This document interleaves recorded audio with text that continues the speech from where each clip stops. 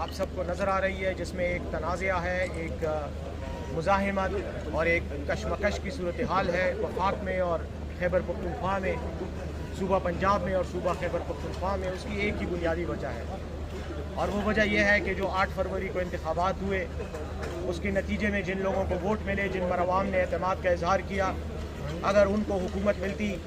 ان کو قومی اسمبلی میں اور صوبائی اسمبلیوں میں ان کے ووٹ کے مطابق حق ملتا، تو میں یہ سمجھتا ہوں کہ یہ مسائل نہ ہوتے. جمہوریت اپنی پٹری پہ آ چکی ہوتی، جمہوریت کا سفر شروع ہو چکا ہوتا، اور عوام کے منتخب نمائندے ہی عوام کے حوالے سے فیصلے کرتے. بدقسمتی سے وہ مینڈیٹ چرایا گیا. ان بددیانت لوگوں نے الیکشن کمیشن کے ساتھ ملی بھگت کر کے الیکشن کے نتائج تبدیل کیے، اور فارم 47